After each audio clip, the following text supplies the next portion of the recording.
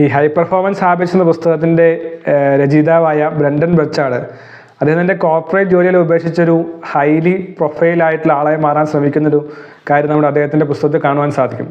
അപ്പോൾ അദ്ദേഹം അതിനുവേണ്ടി കുറേ കാര്യങ്ങളൊക്കെ ശ്രമിക്കുന്നുണ്ട്. കുറേ സ്ഥലത്ത് ട്രെയിനിങ് എടുക്കാൻ ചോദിക്കുന്നു, കുറേ സ്ഥലങ്ങളിൽ ഇമെയിലുകൾ അയക്കുന്നു, കുറേ സ്ഥലങ്ങളിൽ മാഗസിനുകളിൽ ആർട്ടിക്കിൾ എഴുതാൻ ശ്രമിക്കുന്നു. പക്ഷെ എന്തെല്ലാം ചെയ്തിട്ടും അദ്ദേഹത്തിന് വലിയ മാറ്റമൊന്നും ഉണ്ടാകുന്നില്ല. അങ്ങനെ അദ്ദേഹം പുതിയ സാങ്കേതികവിദ്യയല്ല, പുതിയൊരു ആശയത്തെക്കുറിച്ച് അദ്ദേഹം പറയുന്നത്. അതാണ് 5 ബിഗ് മൂവ്സ് എന്നാണ് പറയുന്നത്. 5 ബിഗ് മൂവ്സ്. അദ്ദേഹത്തിന് അറിയപ്പെടുന്ന ഒരു തോട്ട് ലീഡർ അല്ലെങ്കിൽ സ്പീക്കർ അല്ലെങ്കിൽ ഓതർ ആകാനാണ് ആഗ്രഹം. അപ്പോൾ അദ്ദേഹം 5 ബിഗ് മൂവ്സ് അല്ലെങ്കിൽ മേജർ മൂവ്സിനെ സംസാരിക്കുകയാണ്. അപ്പോൾ അദ്ദേഹം പറയുന്നത് ഏത് വ്യക്തിക്കും ഹൈലി പ്രൊഡക്റ്റീവായി മാറണമെങ്കിൽ അല്ലെങ്കിൽ ഹൈ പെർഫോമറായി മാറണമെങ്കിൽ 5 മേജർ മൂവ്സ് അല്ലെങ്കിൽ 5 ബിഗ് മൂവ്സ് ചെയ്യേണ്ടത് ആവശ്യമാണ്. അപ്പോൾ നിങ്ങൾ ആലോചിക്കുക, നിങ്ങൾക്ക് ഹൈ പെർഫോമർ ആകണമെന്ന് ആഗ്രഹമുണ്ട്. ഓതർ ആകാനായിരിക്കാം, ഓൺട്രപ്രണർ ആകാൻ ആയിരിക്കാം, ട്രെയിനർ ആകാനായിരിക്കാം, റൈറ്റർ ആകാനായിരിക്കാം. ഏത് മേഖലയാണെങ്കിലും നിങ്ങൾക്ക് ആ ലക്ഷ്യത്തിലെത്താൻ ഏതെല്ലാമായിരിക്കും 5 മൂവ്സ് അല്ലെങ്കിൽ 5 മൈൽ സ്റ്റോൺസ് എന്ന് നിങ്ങൾ ചിന്തിക്കുക. അപ്പോൾ ഇദ്ദേഹത്തിന് ഒരു ഓതർ ആകാനാണ് ആഗ്രഹം. അപ്പോൾ അദ്ദേഹം അതിനുവേണ്ടി റിസർച്ച് ചെയ്യുന്നു, കുറേ ആളുകളോട് ചോദിക്കുന്നു, ഇങ്ങനെ കുറേ കാര്യങ്ങൾ ചെയ്യുന്നുണ്ട്. പക്ഷെ അദ്ദേഹം അവസാനം തിരിച്ചറിയുകയാണ്, ഫസ്റ്റ് സ്റ്റെപ്പ് എന്ന് പറയുന്നത് ഫിനിഷ് ദ ബുക്ക് എന്നുള്ളതാണ്.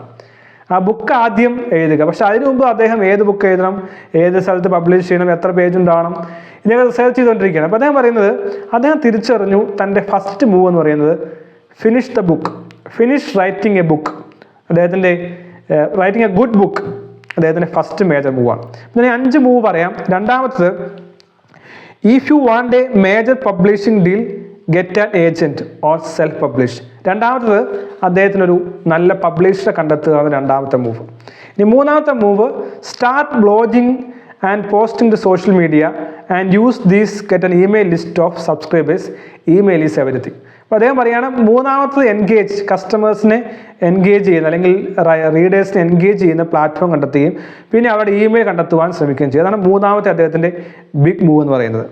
നാലാമത്തെ മൂവ് എന്ന് പറയുന്നത്, create a book promotion web page and offer some awesome bonuses to get people to buy the book. Bonus are crucial. അപ്പോൾ അതിൻ്റെ 4ാം സ്റ്റെപ്പായിരുന്നു ഒരു വെബ് പ്ലാറ്റ്ഫോമിലേക്ക് എത്തിക്കുക, അതുവഴി തൻ്റെ പ്രൊഡക്റ്റുകൾ ചെയ്യുക. ഇനി 5ാമത്തെ ബിഗ് മൂവ് എന്ന് പറയുന്നത്, get 5 to 10 people who have a big email list to promote your book. അപ്പോൾ ഈ 5 മേജർ സ്റ്റെപ്സാണ് അദ്ദേഹം കണ്ടെത്തിയത്. അദ്ദേഹം ഇനിഷ്യലി കുറേ വർഷങ്ങൾ സ്ട്രഗിൾ ചെയ്തു. പക്ഷേ വിത്തിൻ 6 months കൊണ്ട് അദ്ദേഹത്തിന് ലോകം അറിയപ്പെടുന്ന ഒരു എഴുത്തുകാരനോ ഓതറാകാൻ സാധിച്ചെന്ന് പറയുന്നത്. അദ്ദേഹം ഇവിടെ പറയുന്നുണ്ട്, കുറേ സമയം അദ്ദേഹം സ്പെൻഡ് ചെയ്തെങ്കിലും I took the Millionaire Messenger from idea to number 1 New York bestseller, number 1 USA Today bestseller, number 1 Barnes and Noble bestseller, and number 1 Wall Street Journal bestseller.